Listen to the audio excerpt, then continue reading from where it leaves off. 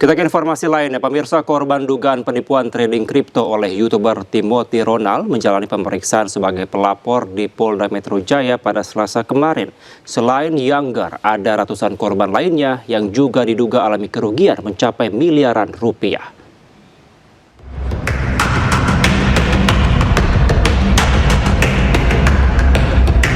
Usai diperiksa, Younger menjelaskan kronologi dirinya bisa menjadi korban atas kasus dugaan penipuan investasi kripto dengan terlapor Timothy Ronald.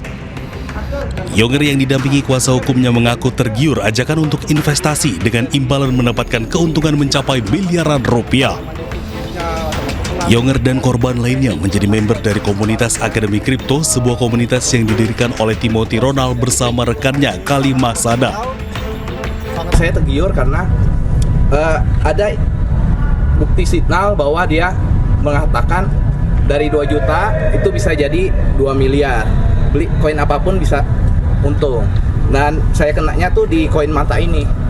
Dan ada indikasi dia kasih PDF itu menjanjikan profit 300 sampai 500%. YouTuber sekaligus influencer keuangan Timothy Ronald bersama rekannya Kalimah Sada dilaporkan karena diduga mengajak anggota komunitas untuk berinvestasi pada sejumlah aset kripto dengan modus tertentu. Sekitar 3.500 orang diduga mengalami kerugian dengan estimasi nilai mencapai lebih dari 200 miliar rupiah. Hingga kini pihak Timothy Ronald belum ada klarifikasi perihal laporan dengan kasus penipuan investasi kripto yang ditujukan kepada dirinya. Tim Liputan iNews melaporkan. Pemirsa, 4 terdakwa kasus korupsi pagar laut di Desa Kohot, Kabupaten Tangerang, Banten divonis 3,5 tahun penjara. Tak hanya hukuman penjara, para terdakwa juga harus membayar denda sebesar 100 juta rupiah. Telah terbukti secara sah dan meyakinkan bersalah melakukan tindak pidana korupsi. Hakim Pengadilan Tindak Pidana Korupsi Serang menjatuhkan vonis penjara 3 tahun 6 bulan kepada Kepala Desa Kohot, Tangerang, Banten, Arsin. Selain Arsin, 3 terdakwa lainnya, yakni Sekretaris Desa Kohot, Ujang Karta, pengacara Septian Prasetyo, dan wartawan Chandra Eka Agung Wahyudi juga divonis 3 tahun 6 bulan. Selain hukuman penjara, para terdakwa juga harus membayar denda 100 juta rupiah subsidiar 6 bulan kurungan. Atas putusan ini, majelis hakim memberikan waktu untuk mengajukan banding atau menerima putusan. Diketahui Kepala Desa Kohot, Tangerang, Banten, Arsin, dan terdakwa lainnya terjerat kasus korupsi pagar laut di perairan Kabupaten Tangerang, Banten. Para terdakwa ini menerima uang miliaran rupiah dari pihak swasta dalam pembebasan lahan. Dari Serang, Banten, Mahesa Apriandi, iNews melaporkan.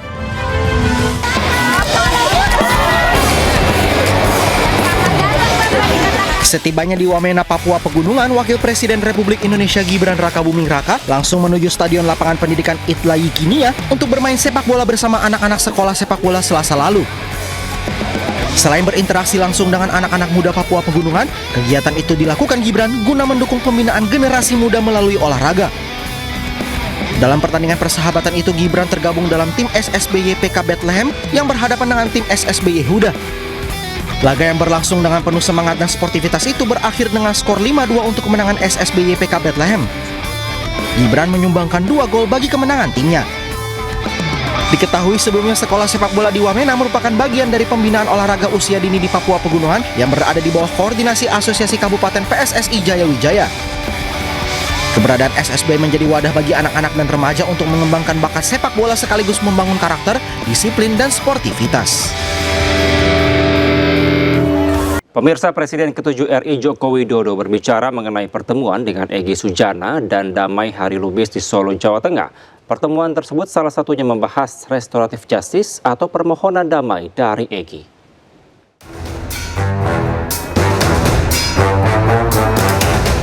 Presiden ke-7 RI Joko Widodo angkat suara terkait kedatangan tersangka ijazah Jokowi Egy Sujana dan Damai Hari Lubis ke kediamannya di Solo, Jawa Tengah.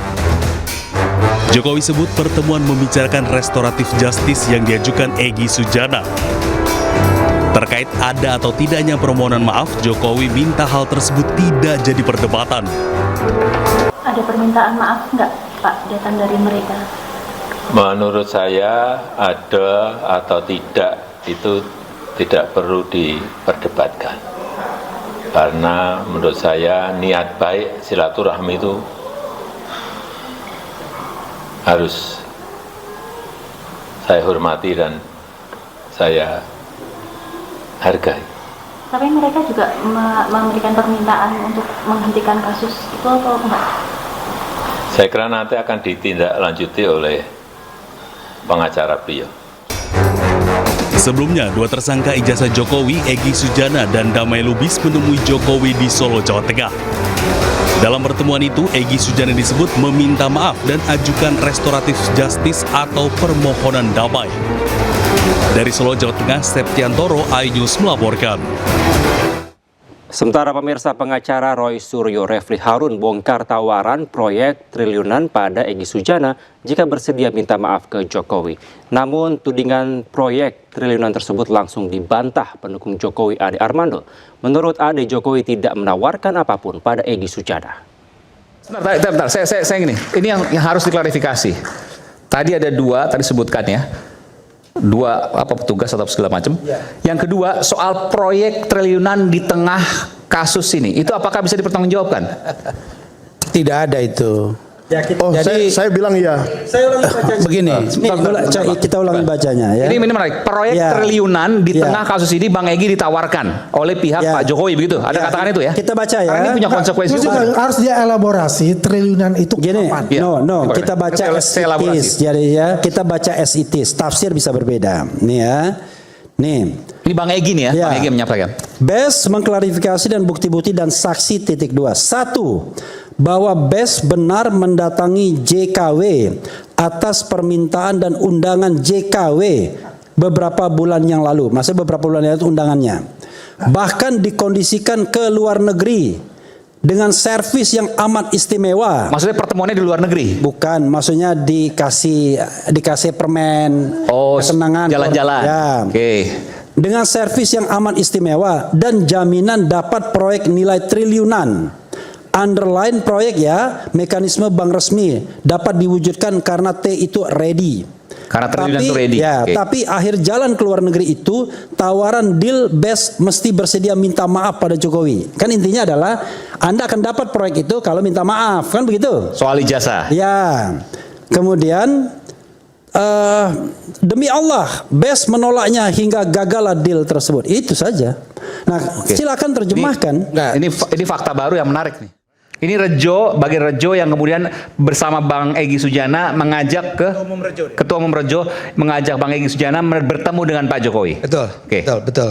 Jadi pertama penjelasan dia adalah dia tidak pernah, Bung Michael, mengajukan apapun kepada tawaran apapun kepada Egy Sujana. Termasuk 1 triliun tadi, proyek dan seterusnya. Kalimat dia adalah tidak pernah menawarkan apapun. Ya. Mereka melakukan itu pakai istilahnya Bung Darisman adalah kemanusiaan, ya, karena Egy Sujana sudah dalam keadaan sakit dan perlu dibantu agar tidak berkepanjangan kasusnya. Jadi tidak pernah ada pembicaraan bahkan mengenai itu, tidak ada permintaan dari pihak beliau maupun juga Pak Jokowi agar misalnya Egy Sujana minta maaf. Tidak pernah ada permintaan. Pemirsa, berkas perkara kasus tudingan ijazah palsu Joko Widodo telah dilimpahkan ke Kejaksaan. Pelimpahan dilakukan pada berkas milik tersangka Roy Suryo, Rismon Sianipar, dan Dr. Tifa. Melakukan upaya untuk menghadirkan Polda Metro Jaya menyerahkan berkas Roy Suryo, Rismon Sianipar, dan Dr. Tifa ke Kejaksaan. Penyerahan itu terkait kasus tudingan ijazah palsu Joko Widodo. Saat ini penyidik tengah menunggu hasil pemeriksaan kelengkapan berkas dari Kejaksaan sebelum menyerahkan para tersangka. Namun, 2 tersangka diantaranya yaitu Egy Sujana dan Damai Hari Lubis telah mengajukan restoratif justice pada Polda Metro Jaya. Permohonan RJ-nya. Dan kami akan fasilitasi sebagaimana kitab undang-undang hukum pidana maupun KUHAP kita. Nanti sebagaimana pilihan RJ-nya dari para pihak tersebut. Sudah kami limpahkan untuk 3 tersangka yang sebelumnya. Sementara itu, 5 tersangka lainnya yaitu Egy Sujana, Kurnia Tri Royani, Rizal Fadilah, Rustam Effendi, dan Damai Hari Lubis akan diperiksa pada pekan depan.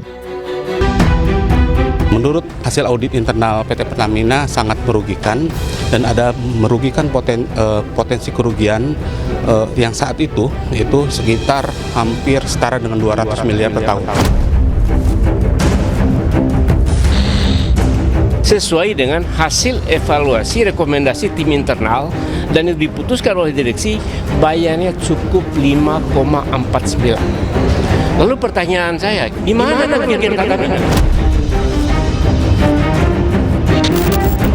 Saya ini bukan pemain kapal besar. Kalau yang lainnya tidak bermasalah, maka seharusnya saya pun juga tidak ada masalahnya.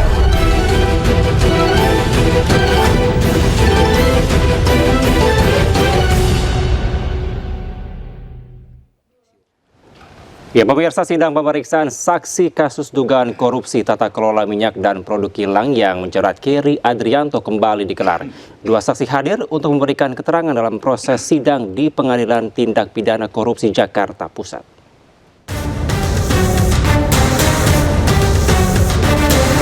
Sidang kasus dugaan korupsi tata kelola minyak yang menyeret anak Riza Khalid, Keri Adrianto, kembali digelar. Kali ini, sidang menghadirkan 2 orang saksi, yakni Wahyu Wijayanto selaku pensiunan Chief Audit Eksekutif PT Pertamina dan Wisik Palupi dari Kementerian ESDM menjawab pertanyaan yang dilemparkan oleh Jaksa Penuntut Umum serta tim kuasa hukum Keri Adrianto. Pertama, bahwa kerjasama sewa terminal TBBM Orbit Merak ini menurut hasil audit internal PT Pertamina sangat merugikan dan ada merugikan potensi kerugian yang saat itu sekitar hampir setara dengan 200 miliar per tahun. Karena di dalam kajian Pranata UI yang digandeng oleh pihak PT Pertamina itu ternyata ada intervensi atau keterlibatan dari terdakwa Keri, Gading, dan Dimas dalam penentuan besaran throughput fee. Jadi Pertamina hanya membayar 5,49 sesuai dengan hasil evaluasi rekomendasi tim internal dan yang diputuskan oleh direksi, bayarnya cukup 5,49. Lalu pertanyaan saya, kita semua, pertanyaan masyarakat, di mana kerugian Pertamina? Pertamina menentukan kok. Ini kasus sangat clear. Tidak ada kerugian. Dalam kesempatan ini, Keri Adrianto menuliskan surat berisi permintaan dukungan kepada masyarakat lantaran dirinya merasa dibatasi untuk berbicara di depan awak media oleh Jaksa Penuntut Umum. Dari Jakarta, Kea De La Rosa, Eri Nugraha, iNews melaporkan. Pada sidang sebelumnya, pemirsa, pada Desember lalu, terdakwa Keri Adrianto membantah tuduhan telah mengintervensi proses penyewaan 3 unit kapal dari milik PT Jenggala Maritim Nusantara oleh Pertamina. Keri juga menegaskan bahwa fasilitas Terminal Orbit Tangki Merak atau OTM telah mendapatkan penghargaan dari Kementerian SDM dan ditetapkan sebagai objek vital nasional. Apakah Anda paksa atau menjawab? Tidak. Seluruh keterangan yang sudah diberikan adalah keterangan. Beneficial Owner PT Navigator Katulistiwa Keri Ardianto membantah tuduhan telah mengintervensi proses penyewaan 3 unit kapal milik PT Jenggala Maritim Nusantara oleh Pertamina. Hal itu diungkap Keri usai mengikuti sidang kasus dugaan korupsi tata kelola minyak mentah di Pengadilan Tindak Pidana Korupsi Jakarta Pusat 9 Desember lalu. Menurutnya, saksi dari Pertamina telah menyatakan bahwa 3 kapal miliknya yang disewa oleh Pertamina telah melalui proses pengadaan yang benar sesuai peraturan yang berlaku tanpa intervensi siapapun. Keri juga menegaskan bahwa fasilitas Terminal Orbit Tangki Merak OTM telah mendapat penghargaan dari Kementerian ESDM dan ditetapkan sebagai objek vital nasional. Saya ingin membahas tuduhan bahwa saya melakukan pengaturan dalam penyewaan kapal dengan Pertamina. Saksi dari Pertamina telah menyatakan bahwa 3 kapal milik saya yang disewa oleh Pertamina telah melalui proses pengadaan yang benar sesuai peraturan yang berlaku tanpa intervensi siapapun. Proses pengadaan saya ini sama persis dengan proses pengadaan kapal lainnya di Pertamina. Saya ini bukan pemain kapal besar, kapal saya hanya 3 dari 200 lebih kapal milik Pertamina dari kapal lainnya yang disewa oleh Pertamina. Kalau yang lainnya tidak bermasalah, maka seharusnya saya pun juga tidak ada masalahnya. Sebelumnya, Muhammad Keri Ardianto Riza bersama terdakwa lainnya didakwa telah menyebabkan kerugian negara yang ditaksir mencapai 285,1 triliun rupiah. Keri diketahui merupakan anak dari M. Riza Khalid, salah seorang tersangka dari perkara ini yang keberadaannya masih belum diketahui hingga kini. Dari Jakarta, Rani Sanjaya, iNews melaporkan. Yang akan dikelola di 2020. Pemirsa, polemik terkait kasus dugaan korupsi tata kelola minyak dan produk kilang ini pun muncul. JPU menegaskan ada undur melawan hukum, namun terdakwa membantah tangki minyak merugikan Indonesia. Lantas pemirsa, seperti apa runtutannya? Kita akan membahasnya bersama sejumlah narasumber yang telah hadir di studio. Sudah hadir bersama kami pengacara Keri Adrianto, Hamdan Zulfa, dan Patra MZen. Kemudian ada pengamat kebijakan publik, Profesor Dr. Trubus Rahadiansyah, serta pakar hukum pidana Abdul Fikar Hajar. Selamat malam, Bapak-bapak. Selamat malam. Apa kabar semuanya, sehat? Kabar baik. Bapak semua. Baik, semoga dalam kondisi sehat selalu. Saya mau ke Bang Patra terlebih dahulu. Bang Patra, ini terakhir dari klien Anda setelah sidang ini menulis adanya surat terbuka kepada masyarakat. Apa isinya dan tujuannya apa? Jadi ada dua yang ingin disampaikan di dalam surat itu, ya. Yang pertama, Pak Keri ini menyatakan bahwa dia tidak pernah melakukan kesalahan. Ya. Yang kedua, tentu saja dia berharap agar dia mendapat keadilan. Kalau itu isi surat yang kemarin. Gitu Bang Kevin. Oke, tapi Anda juga sempat menyampaikan bahwa ada sejumlah kejanggalan dalam kasus ini, dan juga kemarin klien Anda menyatakan bahwa dirinya tidak bersalah selama ini. Baik, ya saya mau jelaskan begini Bang Kevin ya. Yang pertama dulu nih. Awal heboh perkara ini itu Februari-Maret. Ketika pihak Kapuspen Kejaksaan bilang ada yang namanya kejahatan ngoplos Pertamax, kalau Bang Kevin ingat. Oke. Ya. Sampai katanya kerugiannya kuadriliun. Itu yang saya sering tanya Bang Kevin. Kuadriliun nolnya berapa? 10. Ah, lebih. Banyak kuadriliun itu, ya kan? Setelah itu masuk di dalam dakwaan persidangan, ternyata yang digembar-gemborkan adanya oplosan itu nggak ada. Ini 187 halaman nih Bang Kevin. Oke, ada bawa buktinya ya? Ya, nggak ada. Ya, satu paragraf atau satu kalimat pun dakwaan terhadap Pak Keri yang kaitannya dengan ngoplos minyak, nggak ada. Itu yang pertama. Yang kedua, dari judulnya aja ini udah nggak ada kaitannya dengan Pak Keri. Kenapa? Ya, ini kalau dia nulis skripsi, nulis tesis, nulis disertasi, ini Bang Kevin, ini udah salah ini. Karena judulnya ini adalah Tata Kelola Minyak Tanah dan Produk Kilang. Oke. Ya, Pak Keri ini nggak ada kaitannya jual beli minyak, nggak ada kaitannya dengan produk kilang, gitu loh.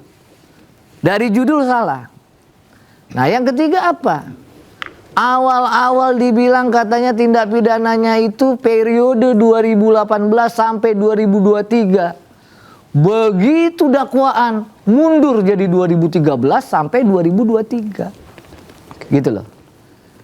Nah, lantas masyarakat bertanya, kenapa Pak Keri didudukan jadi pesakitan di persidangan ini?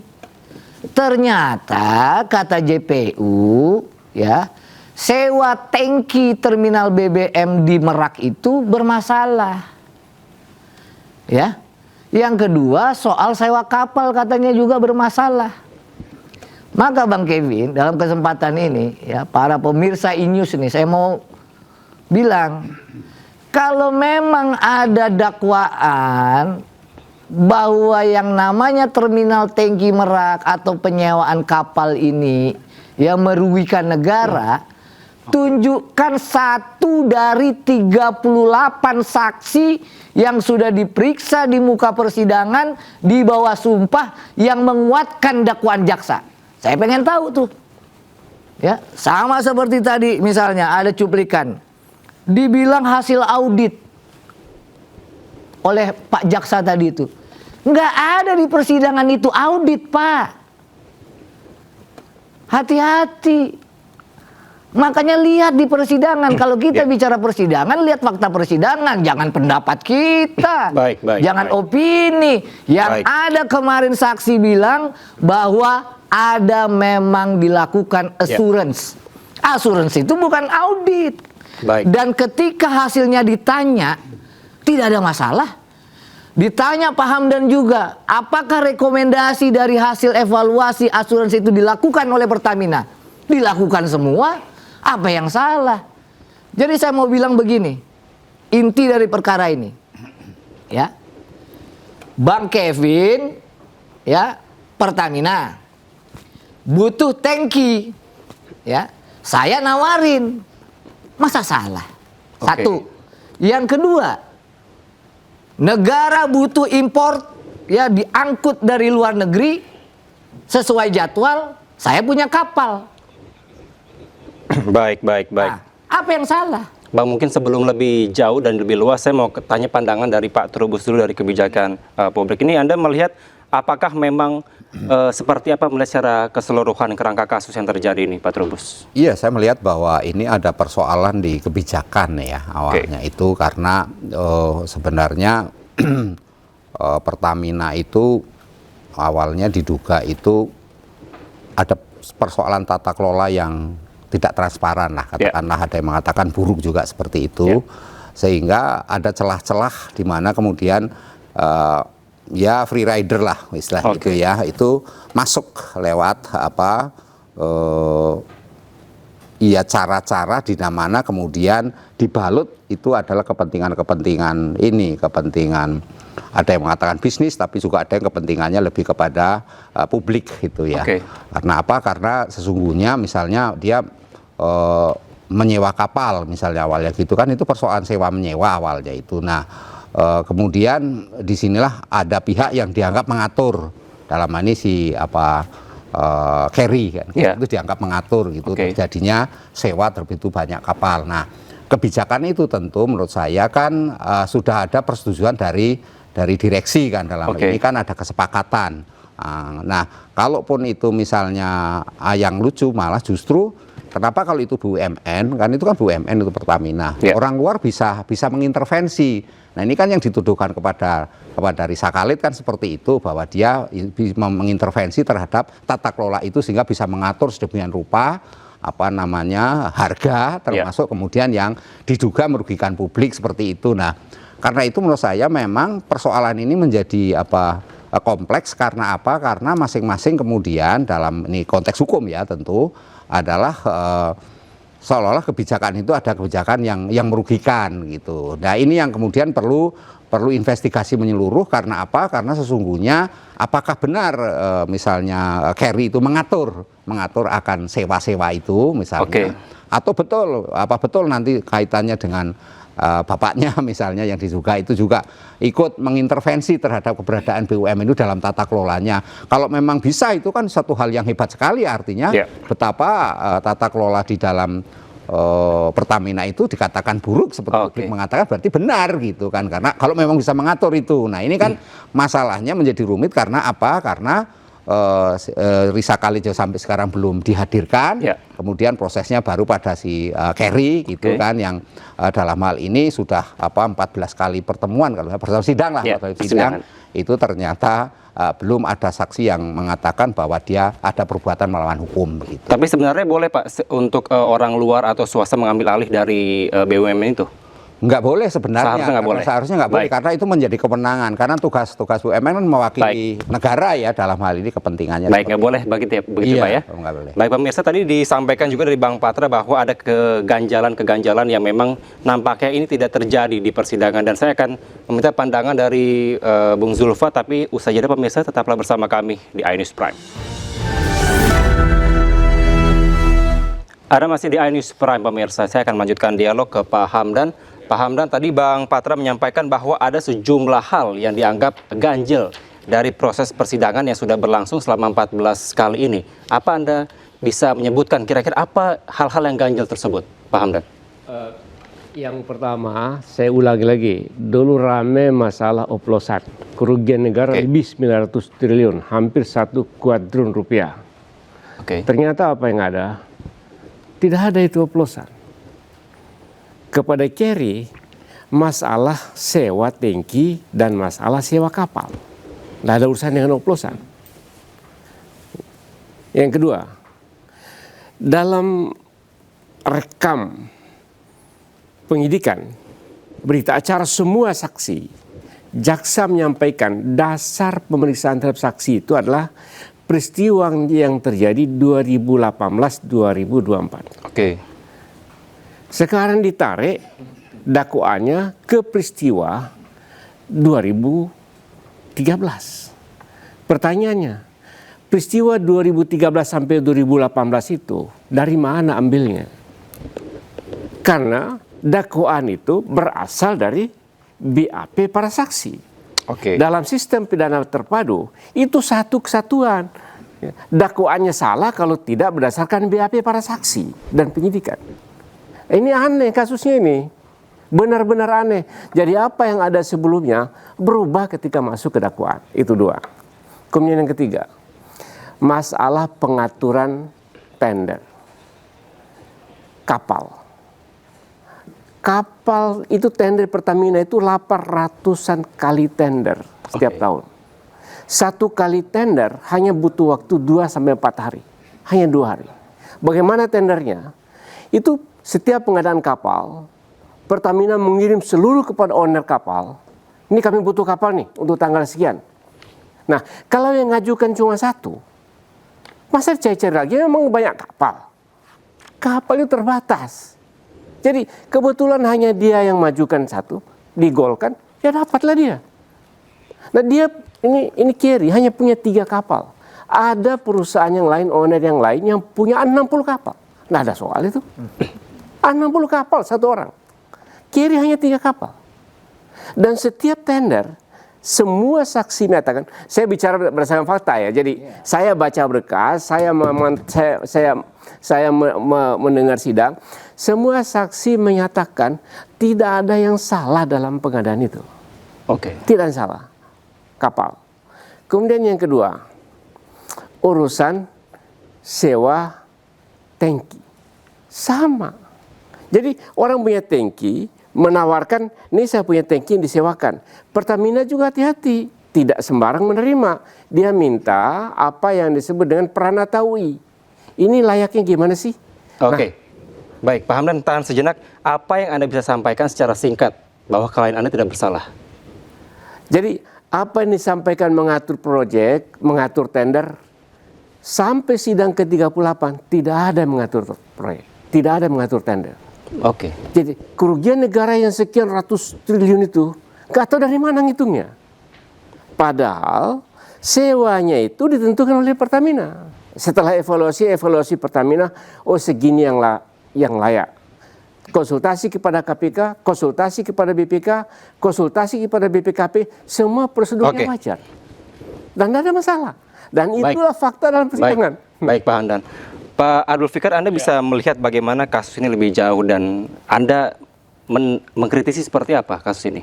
Gini, dalam tindak pidana korupsi itu ada beberapa macam jenis perbuatan yang dikualifikasi sebagai korupsi. Yang pertama ini perbuatan melawan hukum. Yang kedua itu penyalahgunaan jabatan atau wewenang. Kemudian ada suap, ada pemerasan, ada gratifikasi.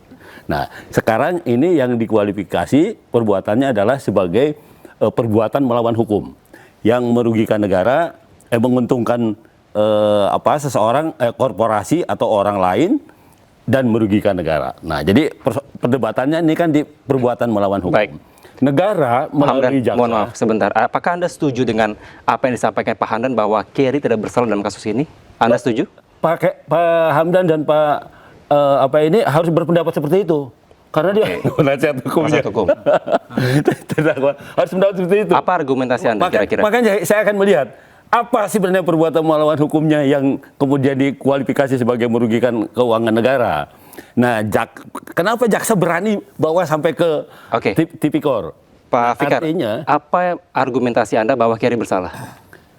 Saya tidak bilang Kerry bersalah, tapi saya menganalisis pekerjaannya jaksa penuntut umum. Kenapa jaksa sampai menyimpulkan bahwa ini adalah perbuatan melawan hukum? Artinya, kan gini, kalau penyalahgunaan jabatan itu hanya mungkin dilakukan oleh orang dalam, oleh pejabat negaranya, oleh orang Pertaminanya. Tetapi perbuatan melawan hukum itu bisa dilakukan oleh swasta, oleh pengusaha. Nah, karena itu sangat mungkin jaksa melihat rangkaian perbuatan itu, umpamanya dari mulai sewa kapal. Makanya menurut gini, perkara ini nggak berdiri sendiri kalau menurut saya. Pasti juga ada orang Pertaminanya gitu. Baik, Pak Fikar. Saya mau ke Bang Patra. Mohon maaf, Pak Fikar. Bang Patra, tadi Bang Fikar menyatakan bahwa ada perbuatan melawan hukum. Tanggapan Anda? Gini ya, saya mau sampaikan gini nih. Ya, dakwaan itu apa sih, Bang Kevin? Dakwaan itu tidak kurang, tidak lebih adalah cerita versi jaksa. Apakah cerita itu sudah pasti benar? Apa dakwaan itu sudah pasti benar? Belum tentu. Makanya ketika perkara itu disidang, majelis hakim, ketuanya langsung bilang tuh, sidang perkara nomor sekian-sekian atas nama terdakwa dibuka dan terbuka untuk umum. Disitulah cerita jaksa itu diuji tuh. Ya, yang uji siapa? Yang uji masyarakat, makanya tonton itu sidangnya. Ya. Bayangkan orang dituduh awal ngoplos ternyata dakwaannya nggak ada. Ya. Bayangkan perkaranya semua saksi diperiksa periodenya 2018 sampai 2023, tiba-tiba ditarik 2013. Oke. Baik. Bayangkan ketika dianggap merugikan keuangan negara, tidak dibuktikan oleh saksi-saksi. Yang ngomong bahwa bersalah, nggak bersalah, jaksa pasti benar, dia itu belum pernah ngalami dizolimi. Baik, Bang Patra. Ngerti nggak? Bang. Jadi nanti dulu, ya. Saya mau bilang, ya, kalau kita berdebat kasus, ya, mari kita berdebat kasus. Lihat fakta yuridisnya. Tapi kalau kita umum-umum, saya dosen juga, Pak. Ya, umum-umum aja, ya kan, kita bicara umum-umum nih. Ini kan masalah apakah boleh, ya, tadi aja contohnya itu, berdasarkan audit katanya. Padahal di sidang nggak pernah ada audit. Saksi itu hanya melakukan assurance. Ya, lalu yang dibilang tadi kerugian, ya, itu tidak ada itu kerugian yang begitu. Itu adalah hasil evaluasi. Kalau tidak dilakukan maka rugi. Makanya kita tanya, apakah itu sudah dilakukan? Ya, ternyata semua evaluasi dan rekomendasinya sudah dijalankan. Apa masalahnya? Makanya saya selalu bilang, kalau orang mau cari kesalahan, Bang Kevin, bisa aja. Tapi coba lihat jernih sebentar nih perkara yang menimpa Kerry nih. Jernih aja sebentar. Ya. Baik. Apa salah kita, ya, menawarkan tangki dalam konteks itu bisa meningkatkan cadangan energi nasional? Nggak ada salahnya. Baik. Pak Abdul Fikar, Anda melihat apakah jaksa ini mencari-cari kesalahan dalam kasus ini? Oh, memang jaksa tugasnya itu. Jaksa tugasnya itu mencari kesalahan orang yang didudukan sebagai terdakwa. Nah, karena itu sidang ini adalah proses pembuktiannya. Bisa jadi, ya, keterangan saksi-saksi itu seolah-olah memang tidak ada masalahnya karena dia berjalan secara normal gitu. Ya, ya, saksi ini bilang, tapi jaksa kenapa dia berani ajukan itu? Saya yakinlah kalau itu tidak ini, jaksa itu nggak akan berani juga membawa perkara itu ke pengadilan gitu. Karena kemudian dia bisa menyimpulkan dari rangkaian perbuatan ini, maka ada sebenarnya perbuatan melawan hukum. Perbuatan melawan hukum tidak hanya melanggar undang-undang atau peraturan, tapi juga melanggar kewajibannya umpamanya, ya, melakukan sesuatu yang bukan haknya umpamanya. Nah, bisa seperti itu. Gitu. Nah, karena itu jaksa berani dia dengan saksi-saksi yang ada. Itu satu. Ya, yang kedua, teori itu normatif itu. Nih, yang kedua, kerugian negara itu sistem hukum kita terutama dalam pemberantasan korupsi itu udah jelas. Yang mengaudit itu BPK. Nah, jadi kerugian negara itu kesimpulan dari audit BPK sebenarnya. Nah, itu yang akan dibuktikan oleh jaksa. Nah, ini kan baru lagi sedang proses nih. Ya kan, sedang proses, diperiksa semuanya, dan nanti jaksa sebagai mewakili negara yang mengajukan dakwaan, dia membuktikan itu semua, nanti dia akan menyimpulkan apakah dakwaannya terbukti atau tidak. Demikian juga terdakwa dan penasihat hukumnya. Dia boleh juga mengajukan saksi-saksi tandingan, umpamanya kalau memang harus ada tandingan. Ya, tapi itu tadi saya bilang, dua-duanya diberi kesempatan. Di satu sisi negara membuktikan bahwa ada kerugian negara yang memang dari rangkaian perbuatan yang dikualifikasi sebagai perbuatan melawan hukum, baik yang dilakukan oleh perusahaan, oleh orang-orang yang terkait, termasuk oleh para pejabat Pertamina-nya. Baik. Bisa seperti itu. Baik, Pak Fikar, apakah Anda meyakini bahwa ini kejaksaan melakukan abuse of power, menyalahgunakan kekuasaan? Tapi jangan dijawab dulu. Pemirsa, tetaplah bersama kami akan segera kembali.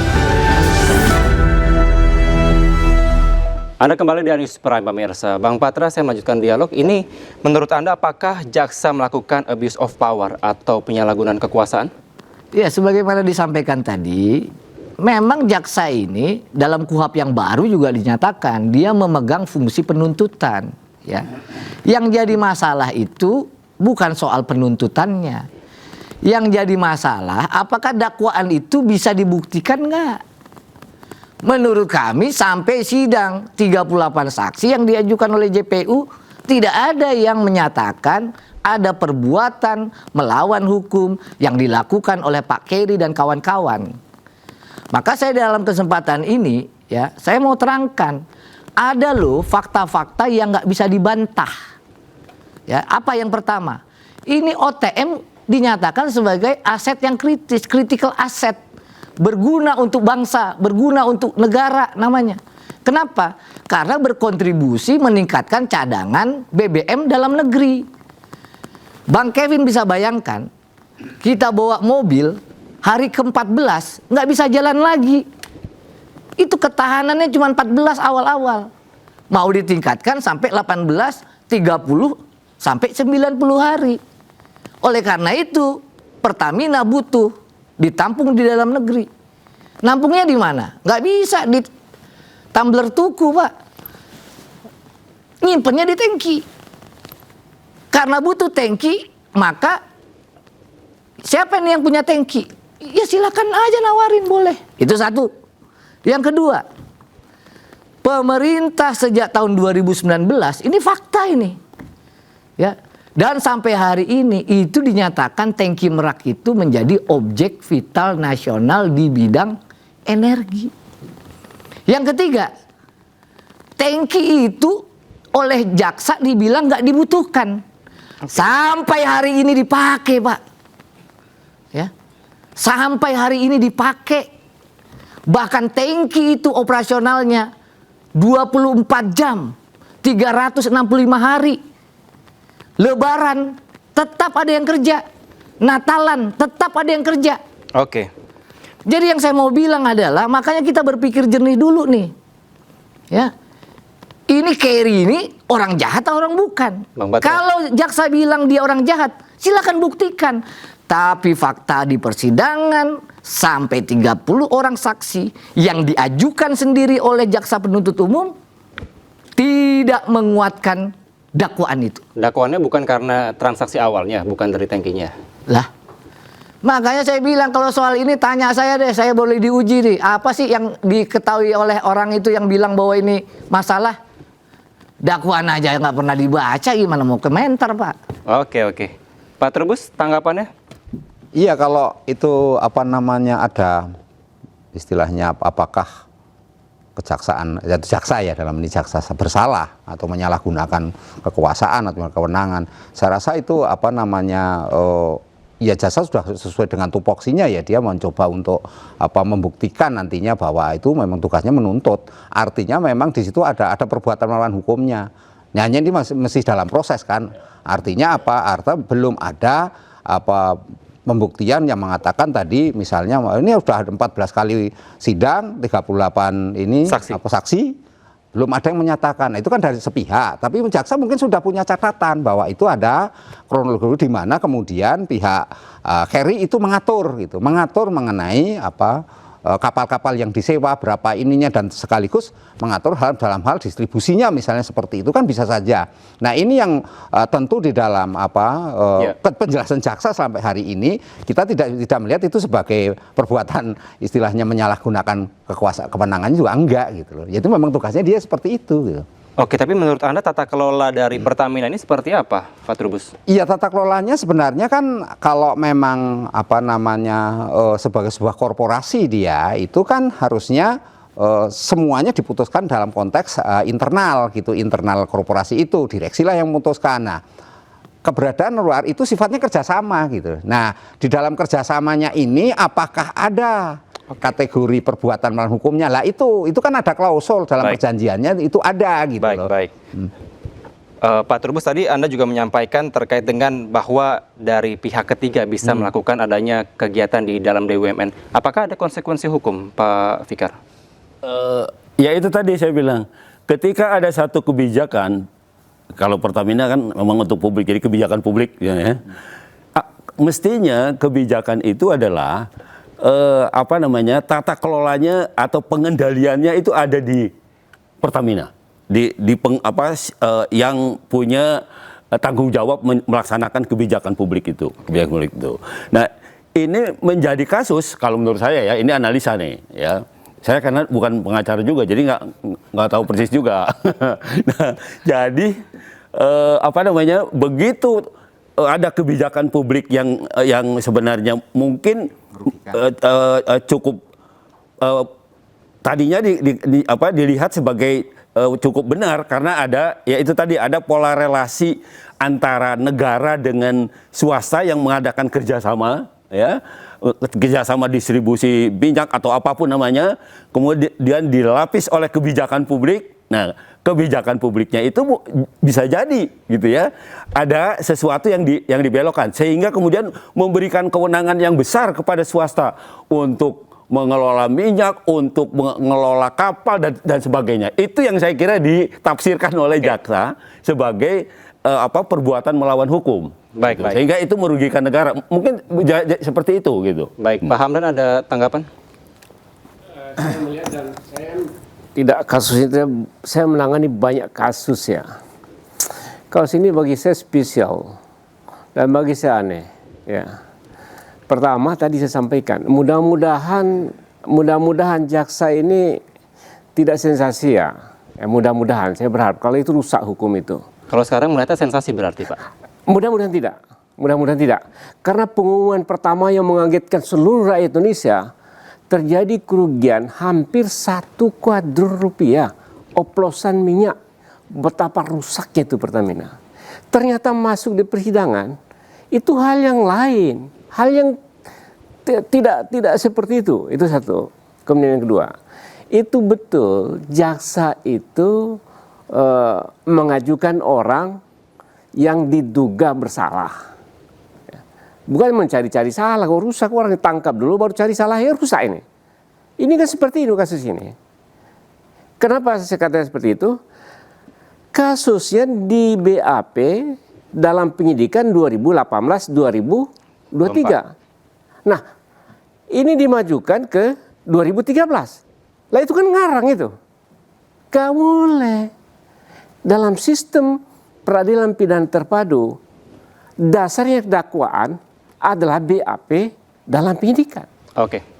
Nggak boleh diperluas begitu. Nah ini kenapa saya bilang cari-cari. Nah itu mulai ini setelah penyidikan, oh ya rupanya sampai di sini.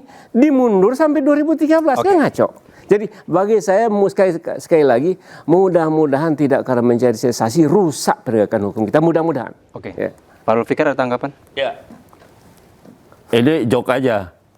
Kalau betul, kalau memang ada periode yang tadi apa istilahnya dalam tanda kutip dimanipulasi periode perbuatan melawan hukumnya, saya kira itu opportunity itu ya buat pengacara ya. Tapi saya yakin jaksa itu tidak sembarangan dia masukkan umpamanya periodisasi terjadinya perbuatan melawan hukum itu yang kemudian dia tafsirkan sebagai korupsi gitu.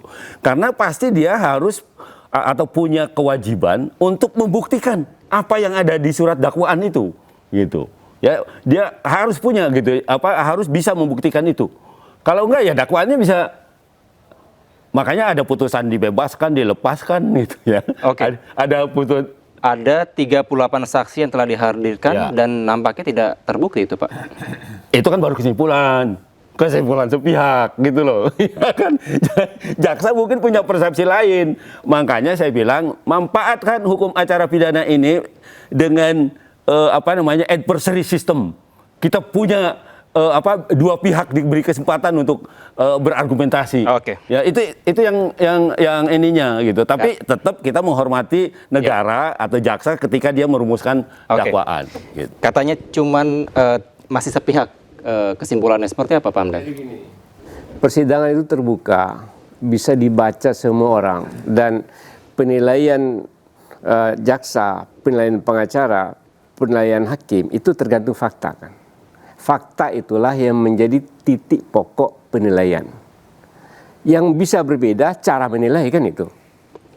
Jadi kalau saya ini dari rangkaian fakta dan persidangannya, ya, dari rangkaian cara persidangannya, ya, dari 14 kali sidang 38 saksi ini, dari bukti-bukti yang ada, kalau memiliki cara persepsi asal bahwa bukti itu sesuatu yang bisa diberikan penilaian dari sisi pandang logika, ya, dan fakta hukum, harusnya tidak ada yang berbeda. Harusnya, karena clear, sangat clear kok. Saksi menyatakan apa, semua terekam. Pembukti surat menyatakan apa, semua terekam. Jadi kami berbicara tidak berdasarkan mungkin pandangan sepihak yang mungkin bisa dibilang subjektif sebagai pengacara. Tapi saya menyatakan dari hati saya benar, itulah faktanya gitu loh. Itulah faktanya. Dan memang begitu. Saya mau kasih contoh fakta, bisa? Oke, sedikit aja, singkat saja, Pak. Faktanya langsung masuk ke perkara ini. Yang namanya harga truput itu ada rentang 4,6 juta per kilo sampai dengan yang paling tinggi 5,94. Faktanya itu tuh. Ya, oleh JPU katanya harusnya 4,6. Ya. Kalau nggak 4,6 itu bisa dibilang kemahalan katanya. Padahal yang diterima oleh OTM ya hari ini itu 4,9. Sebelumnya hanya menerima 4,9 ini. Baik. Nah, jadi benar kata Pak Hamdan. Faktanya begitu. Ya boleh aja ditafsirkan harusnya 4,6. Oke. Kalau itu harapan, Pak, bukan kerugian namanya. Kita tahan sejenak pemirsa, kita akan segera kembali, tetaplah di iNews Prime.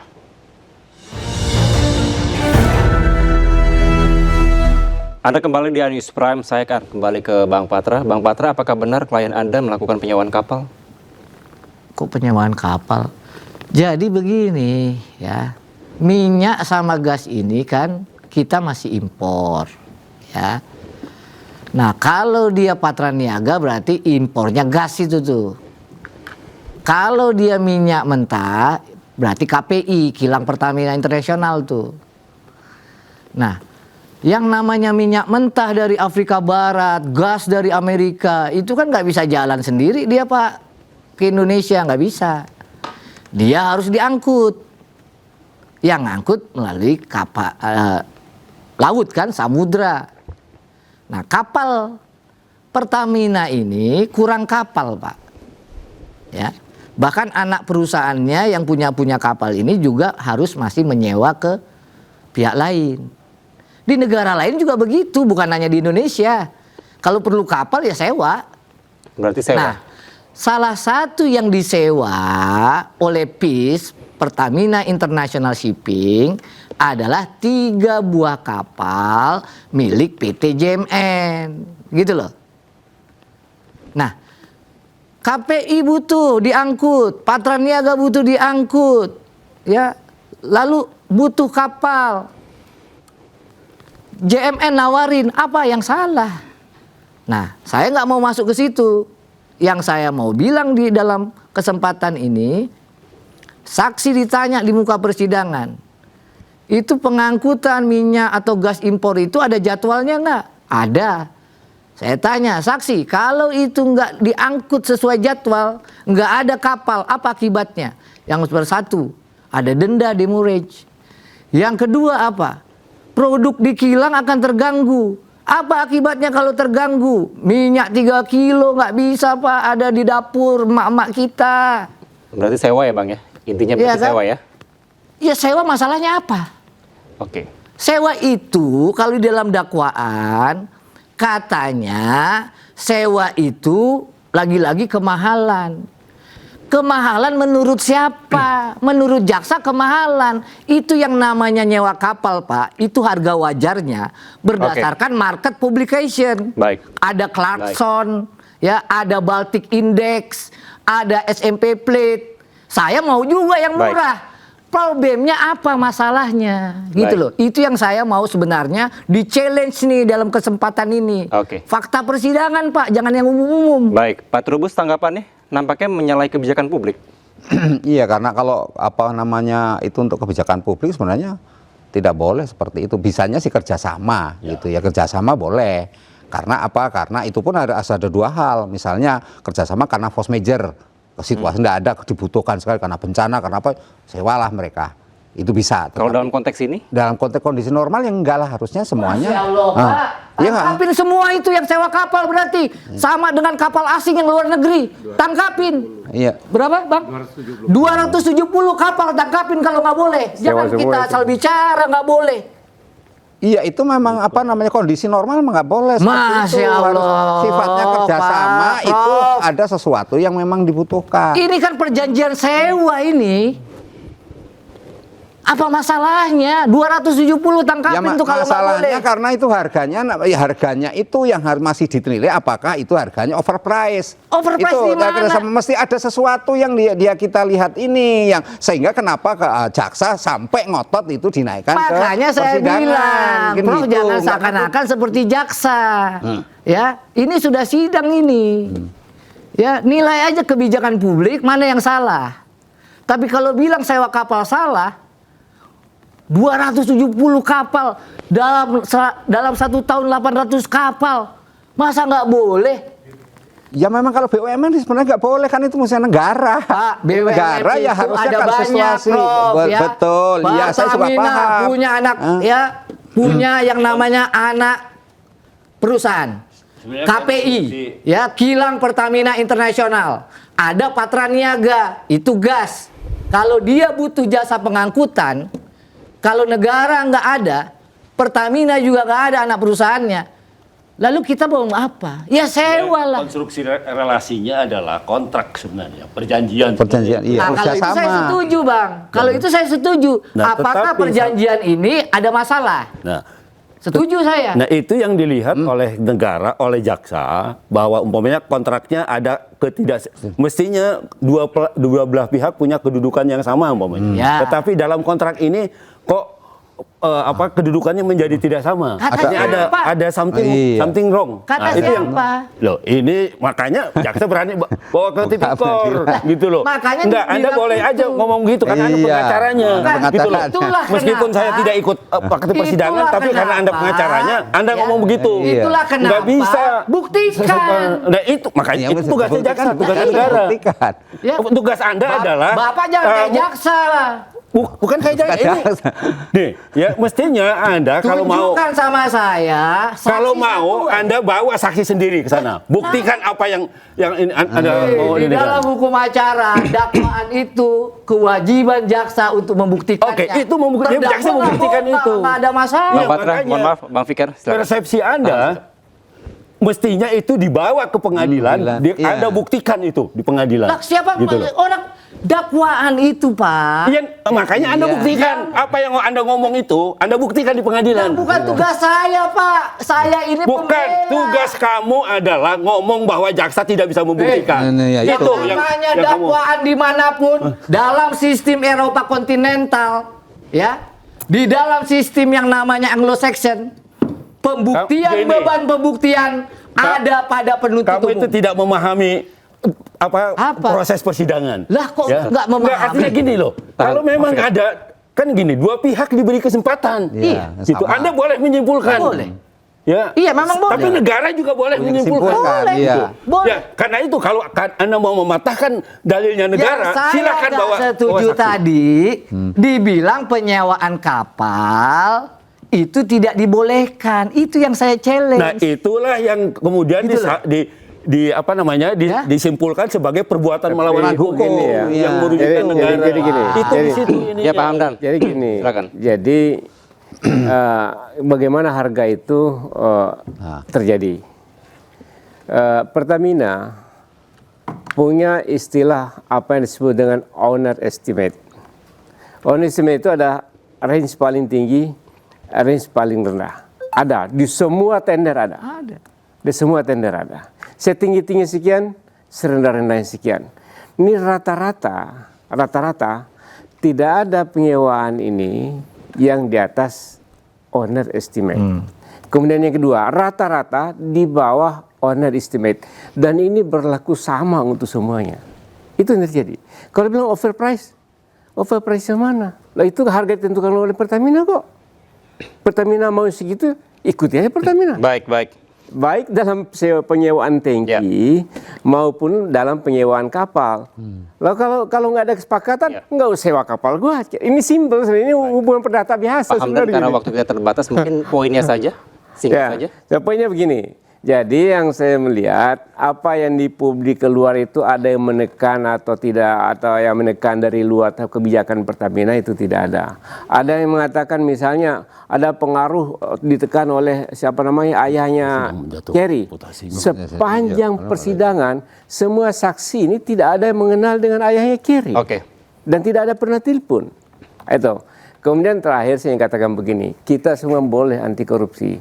Saya juga tidak suka dengan orang korupsi, tapi janganlah menghukum orang korupsi, tapi sebenarnya membawa orang dan mendolimi orang. Jadi janganlah kita menghukum orang karena kita tidak suka sama seorang. Dan itu membuat tidak adil. Baik, Pak Trubus, singkat saja Pak, karena waktu itu terbatas, closing statement. Iya, kalau dari saya sementing ini kerjasama itu harus dibuktikan. Apakah itu overprice, apakah itu ada sesuatu yang dilanggar. Tapi saya meyakini bahwa itu ada perbuatan melawan hukum di situ. Itu aja kuncinya. Pak Fikar. Ya seperti saya katakan tadi, tugas negara itu membawa satu penyimpangan ke ranah hukum. Makanya saya bilang tadi, salah satunya adalah ada perbuatan melawan hukum. Makanya gini, tidak mungkin hanya Kerry saja atau terdakwa saja yang melakukan, tapi juga pasti ada kerjasama dengan orang dalamnya gitu. Itu pasti itu. Nah karena itu kan terdakwanya kan tidak hanya satu, tidak hanya dua, ada tiga, ada empat, ada beberapa gitu. Nah cuma model dakwaannya lain. Mungkin kalau yang di orang-orang Pertamina atau negara ini adalah penyalahgunaan jabatan, gitu, penyalahgunaan kewenangan gitu. Tapi di pihak swasta konstruksinya adalah perbuatannya yang dikualifikasi sebagai perbuatan melawan hukum. Begitu. Bang Patra terakhir Bang. Terakhir saya mau bilang, saya sederhana aja Bang Kevin ya. Dari judulnya aja adalah tindak pidana tata kelola minyak dan produk kilang. Ya. Klien kami, Pak Kerry, Pak Gading, Pak Dimas, tidak ada sangkut paut dengan jual beli, ya, import apapun soal minyak. Ya, klien kami hanya menyewakan tangki di Merak. Klien kami hanya menyewakan kapal dan itu hanya 3 buah. Oleh karenanya kami berharap majelis hakim yang memeriksa dan akan memutus perkara ini dapat memberikan putusan yang adil. Itu aja Bang Kevin.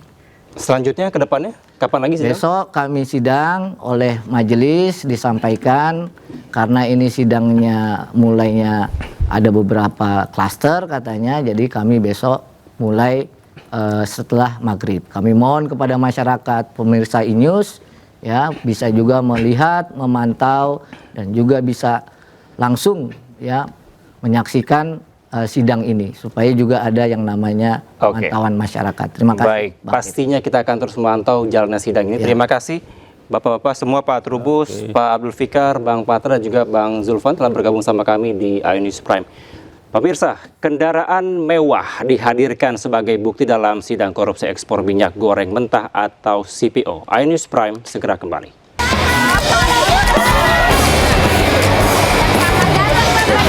Setibanya di Wamena, Papua Pegunungan, Wakil Presiden Republik Indonesia Gibran Rakabuming Raka langsung menuju Stadion Lapangan Pendidikan Itlayi Kinia untuk bermain sepak bola bersama anak-anak sekolah sepak bola Selasa lalu. Selain berinteraksi langsung dengan anak-anak muda Papua Pegunungan, kegiatan itu dilakukan Gibran guna mendukung pembinaan generasi muda melalui olahraga. Dalam pertandingan persahabatan itu, Gibran tergabung dalam tim SSBY PK Bethlehem yang berhadapan dengan tim SSBY Huda. Laga yang berlangsung dengan penuh semangat dan sportivitas itu berakhir dengan skor 5-2 untuk kemenangan SSBY PK Bethlehem. Gibran menyumbangkan 2 gol bagi kemenangan timnya.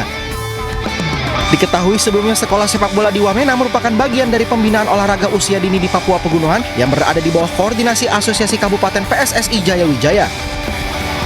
Keberadaan SSB menjadi wadah bagi anak-anak dan remaja untuk mengembangkan bakat sepak bola sekaligus membangun karakter, disiplin, dan sportivitas.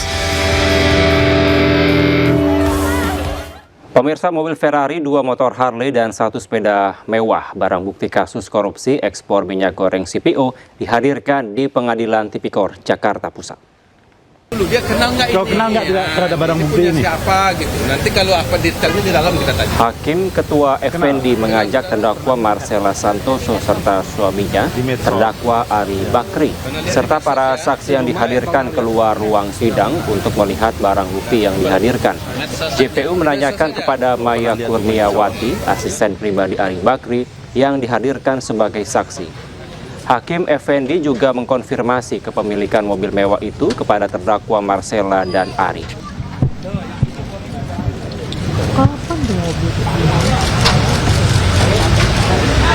Mana? Ada lagi?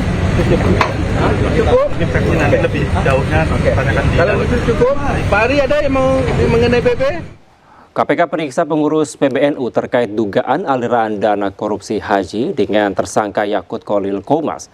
Usai diperiksa, Ketua Bidang Ekonomi PBNU membantah adanya aliran uang baik kepada dirinya maupun ke NU. Dan pemirsa, informasi yang akan hadir ini sekaligus menutup kebersamaan kita dalam iNews Prime hari ini. Temukan informasi terbaru lainnya di www.inews.id. Cuplikan tayangan berita iNews dapat Anda saksikan di kanal YouTube @officialinews. Sesaat lagi rekan Gede Satria akan hadir dalam program iNews Malam. Mewakili kerabat kerja yang bertugas, saya Kevin Pakan pamit. Terima kasih. Sampai jumpa.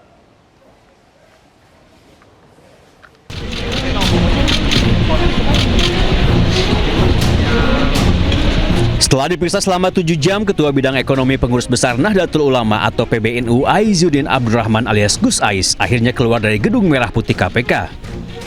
Gus Ais diperiksa sebagai saksi kasus korupsi kuota haji yang menjerat Yakut Kholil Komas dan staf khususnya Iswah Abidal Aziz. Gus Ais membantah dirinya terlibat dengan dugaan korupsi kuota haji. Ia juga membantah adanya aliran uang baik kepada dirinya maupun kepada NU. Ya, KPK bilang ada aliran uang Pak ke Bapak dari kasus ini Pak? Enggak. Itu dari Pak Yakut apa dari ISPA Pak?